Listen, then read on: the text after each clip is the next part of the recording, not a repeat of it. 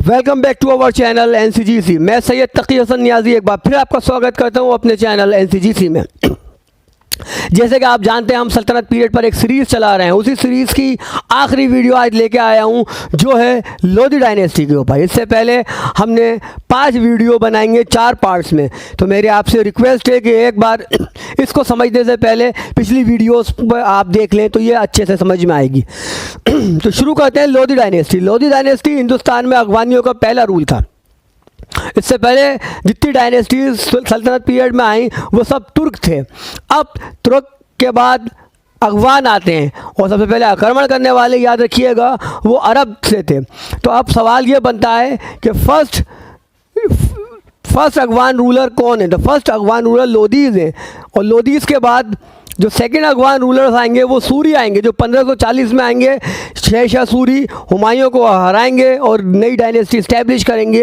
वो अफगानियों की second dynasty होगी, पर उसके बारे में हम मुग़ल डायनेस्टीज़ के वक्त पढ़ेंगे। फ़िलहाल के लिए हम जानते हैं लोधी डायनेस्टीज़ के ऊपर कुछ मेन पॉइंट्स जो आने वाले, अभी कई एग्ज़ाम्स आने वाले हैं। आप लोग जानते हैं कि आप लोग लगे हुए हैं एसआई के एग्ज़ाम की तैयारी में, कुछ लोग एसएससी के एग्ज़ाम की, कुछ यूपी लेक्चरर के एग्ज़ाम के। तो सभी के पॉइंट ऑफ व्यू से जो मेन पॉइंट्स बनते हैं उन पे हम शुरुआत करते हैं।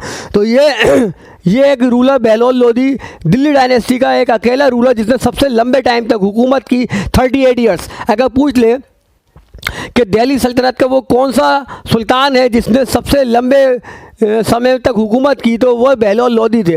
और फाउंडर्स में भी सबसे लंबा यही थे, क्योंकि जितने भी फाउंडर्स हुए स्लेव डायनेस्टी से लेके और सैयद डायनेस्टी तक उन्होंने 5-6 साल ही हुकूमत की। उसकी डिटेल आप मेरी वीडियोस में देख लीजिएगा, कैलकुलेट कर लीजिएगा। तो ज़्यादातर किसी ने 5, किसी ने 4.5 और किसी ने 6 तक। ये एक ऐसे फाउंडर थे जिन्होंने 38 ईयर्स तक हुकूमत की। बहुत ज़्यादा हम्बल नेचर के थे ये रूलर बनते ही इन्होंने अफगानियों को बड़ी बड़ी पोस्टें देना शुरू कर दी। उसके साथ ही ये सबके साथ बहुत ही अच्छा बिहेव करते थे और जितने भी अमीर थे, स्पेशली जो अफगान थे, उनके साथ ये उनको बहुत ज़्यादा रिस्पेक्ट दिया करते थे और उनके साथ मिलनसार होकर रहा करते थे।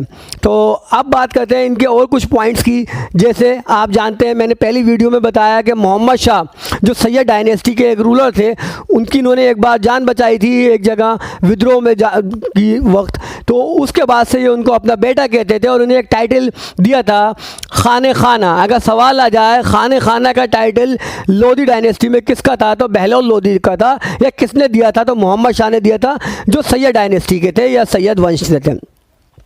अब ये इनको आसानी से हुकूमत तो मिल गई। आलम शाह ने, अलाउद्दीन आलम शाह जो आखिरी सैयद रूलर थे जो बदायूं जाके बस गए थे, उन्होंने इनको हुकूमत तो दे दी। पर उसके कुछ साल बाद 1478 यानी 1478 में होता क्या है कि जौनपुर के शासक होते हैं महमूद शाह शर्की, जो आलम शाह के दामाद होते हैं। उनको ये लगता है कि ये हुकूमत पे तो मेरा हक होना चाहिए था और वो आक्रमण कर देते हैं। तो ज़रा सा मैं आपको जौनपुर के बारे में इंट्रोडक्शन दे देता हूँ, जौनपुर की शर्की हुकूमत के बारे में। बाकी हम इस पर किसी और वक्त रीजनल रूलर्स पर जब वीडियो बनाएंगे तो हम शर्की डायनेस्टी जौनपुर की पूरी पढ़ा देंगे। तो अभी इतना जान लीजिए कि शर्क यानी ईस्ट, तो ईस्ट में होने की वजह से इसका नाम शर्क पड़ा और इस डायनेस्टी का नाम शर्की था।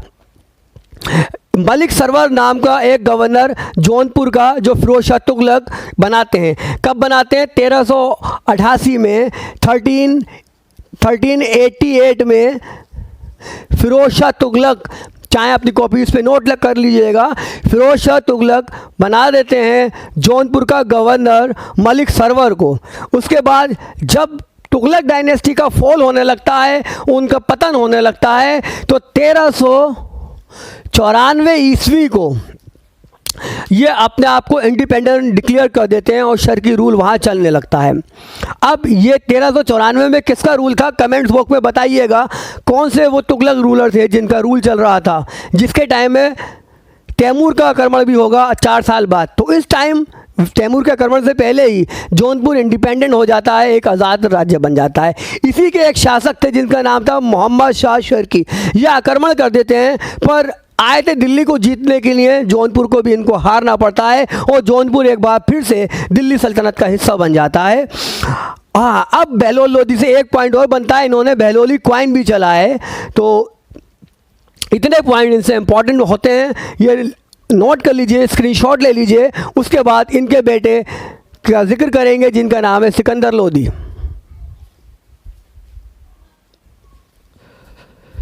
अब बात करते हैं सिकंदर लोधी, जो बहलोल लोधी के बेटे थे। 1489 में ये सुल्तान बने और 1517 तक रहे। तो इनके लिए सबसे इम्पोर्टेंट पॉइंट है कि he was the founder of city Agra. इन्होंने आगरा शहर की स्थापना की और उसके पीछे रीज़न ये था कि राजस्थान पे कंट्रोल करना चाहते थे।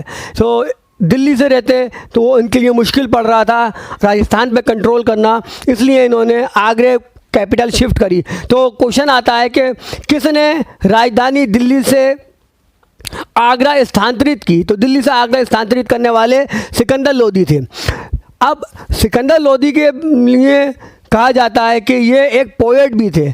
तो अगर क्वेश्चन आ जाता आए कि who was a poet in Lodhi dynasty, तो लोधी डायनेस्टी में कौन एक कवि भी था, तो उसका आंसर होगा सिकंदर लोधी। और इनकी पोएट्री के कलेक्शन का नाम था गुलरुखी, पोइट्री लिखा करते थे। इन्होंने इसके अलावा मुसलमानों के ताज़िए पर पाबंदी लगा दी, बैन किया, और वीमेंस की एंट्री दरगाह और मकबरे में इन्होंने बैन कर दी कि वीमेंस मकबरे में और दरगाह में एंट्री नहीं करेंगे।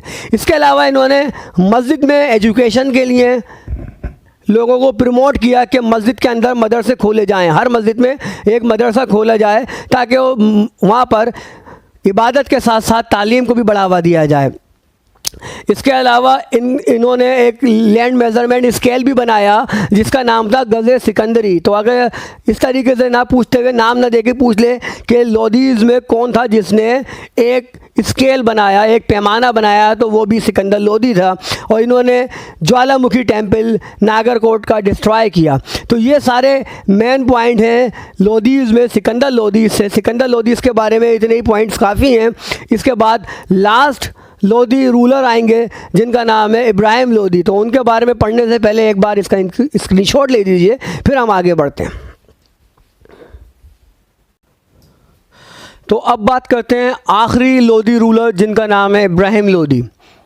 कहा जाता है इन्हीं की पॉलिसीज़ की वजह से लोधी डायनेस्टी का एंड हुआ। एक्चुअल में लोधी डायनेस्टी जिस चीज़ के लिए फेमस थी वो था उनका भाईचारा। अपने भाईचारा और अपने अमीरों को रिस्पेक्ट देने की वजह से लोधीज़ फेमस थे अमीरों में, क्योंकि लोधी जो रूलर होते थे वो ट्राइब्स थे, वो एक ट्राइबल कम्युनिटी से बिलोंग करते थे। तो वो सुल्तान के साथ साथ अपनी ट्राइब के सरदार की हैसियत से भी काम करते थे, इसीलिए इस चीज़ का वो ख्याल रखते थे और बराबरी का दर्जा दिया करते थे।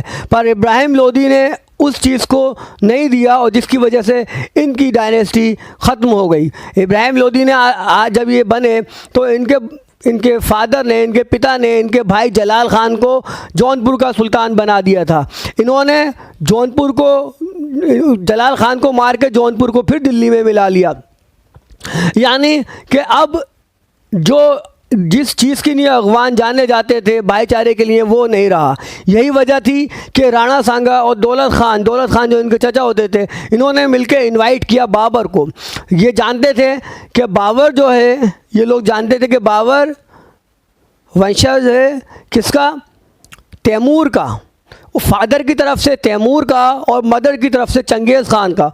तो वो जानते थे कि ये अटैक करेगा तो हमारे रास्ते खुल जाएंगे। उन्होंने इनवाइट किया और पानीपत का पहला युद्ध हुआ 1526 में बाबर और इब्राहिम लोधी के बीच। और यहाँ विक्ट्री होती है बाबर की और नई डायनेस्टी इस्टेब्लिश हो जाती है जिसका नाम है मुग़ल। तो इस बैटल का सारी डिटेल हम मुग़लों वाले यूनिट में पढ़ेंगे जब नई सीरीज़ लेके आऊँगा मुग़लों पर। तो यहाँ 1526 में इस तरह से लोधी डायनेस्टी और सल्तनत पीरियड दोनों का एंड हो जाता है और हमारी इस सीरीज़ का भी एंड होता है। तो अगर मैं आप बस एक इन्फॉर्मेशन और दे दूं कि बहुत जल्द इस पर एक टेस्ट सीरीज़ लेके आऊँगा, जितना मैंने पढ़ाया है और जितनी नहीं भी जो पॉइंट्स लिखने से रह गए हैं उन पर एक टेस्ट सीरीज़ बना के लाऊंगा जो आपके सभी एग्ज़ाम्स के लिए, आने वाले सभी कॉम्पिटिटिव एग्ज़ाम के लिए हेल्पफुल होगी। तो वो टेस्ट सीरीज़ ज़रूर देखिएगा, उसमें मैं क्वेश्चंस लेके आऊँगा सल्तनत पीरियड पर। और उसके बाद शुरू करेंगे हम मुग़ल डायनेस्टी को। और इसके अलावा मैं अपने चैनल पर सेपरेट प्ले लिस्ट लाकर और सब्जेक्ट को भी बहुत जल्द इंट्रोड्यूस करने जा रहा हूं। आपको जिस सब्जेक्ट को लगता है बहुत ज़रूरी है तो वो मुझे आप रिक्वेस्ट कर सकते हैं। तो यहाँ ख़त्म हुआ दिल्ली सल्तनत और लोधी डायनेस्टी। अगर आपको मेरी वीडियो पसंद आई हो तो इसको शेयर कीजिए और मेरे चैनल को सब्सक्राइब कीजिए। Thank you.